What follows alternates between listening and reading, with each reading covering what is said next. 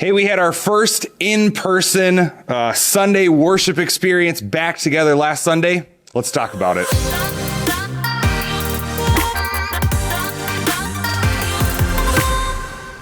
All right. Hello, everybody. It's great to have you. Thank you for joining us for this 5-minute focus on one topic, one subject. And as Shane just said, that we're back together for regular church, in-person church. In-person gatherings. You know, we kind of all got used to the online stuff, which I believe is very excellent. If you haven't joined us online, I want to encourage you to do that because it's really excellent content and it's good stuff. It really is.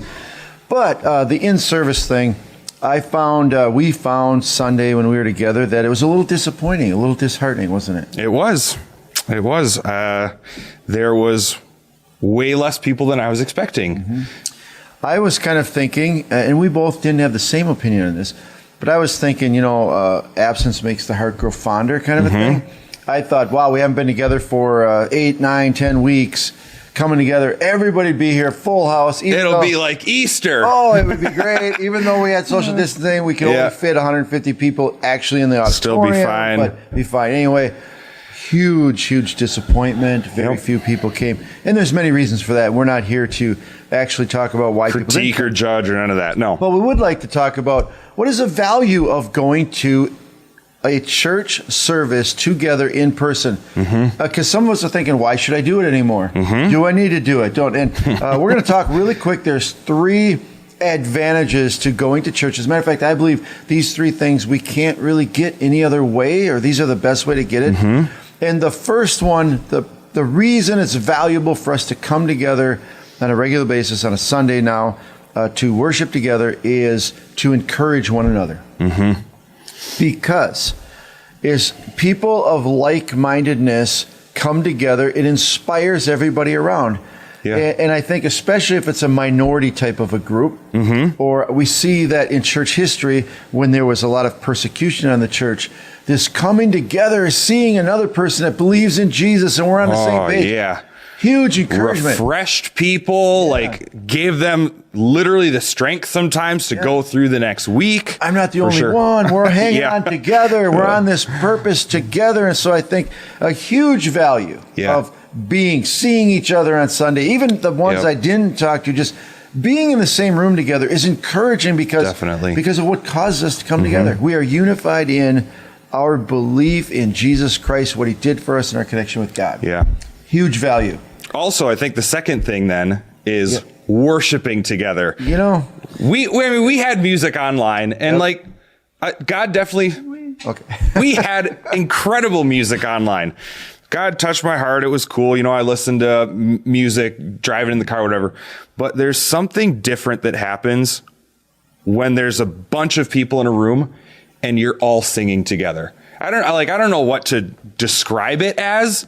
But there's just a different element to worshiping and experiencing God, not online, in person. I think you're absolutely right with the value of being in person with other people worshiping God. There is an untouchable, unexplainable, undefinable something that happens. It's not like the Holy Spirit isn't, in you at home and he's only there but there's just a different experience with God.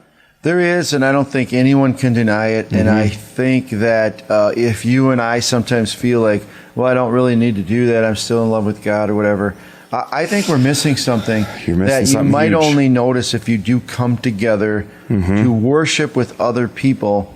There is a spiritual thing happening. And I don't want to over-spiritualize it, but there's a spiritual thing happening. You can't deny it either. That we cannot reproduce any other way.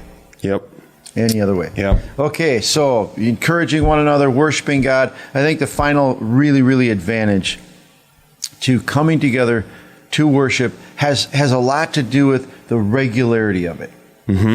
The commitment of it.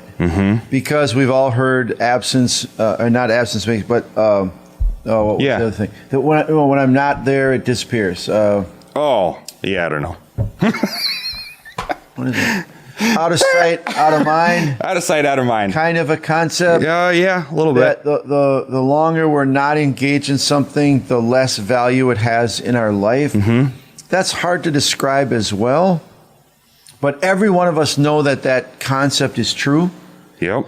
That when we don't participate in something, or we do it kind of on the outside, it has a less and less value in our life. Yep. And I think there's something to do with, and as a matter of fact, I think it's priceless, that the regularity, the commitment to meeting together around a common purpose to worship God and to encourage each other is vital to our Christian connection with God and with his mission and with others. We try and fool ourselves. Hey, I don't need to do that. I'll still be connected. I'll still be, just as much involved. And I care about these things. But as more time elapses between when you've met together with other people, there's, like you said, it happens in hobbies, it happens with relationships, and unfortunately it happens in our relationship with God too. Everything. It's a slow drift. Well, I don't need to go this week. I don't need to do that. And I hear a lot of people, and this isn't to cut or meet judge. This is to cause us to think that so many of us think, oh, I'm just fine without meeting together with other Christians. I'm just fine without going to that church at this time. And I just want to challenge that. Are you?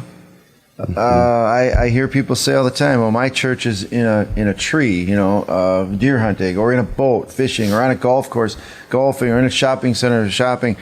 And you might have a great experience with that with God, but I really don't believe that's the same as coming together at a church service, right? To be together and to be unified, because we slowly drift from the value and importance of that in our life. And whether the church meets once a week, once a month, whatever it said, that's a priority. I meet together with like believers keeps this Christian purpose focused in our life. It keeps a priority in our life when we prioritize it. So I think those things are extremely valuable. I don't think that we can be vibrant Christians, growing Christians, and neglect meeting together.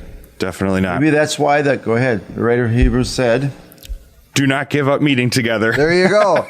Maybe that's why. As some are in the habit of doing. Yeah. So anyway, hope to see you soon, and hope this gives you something to think about all week long.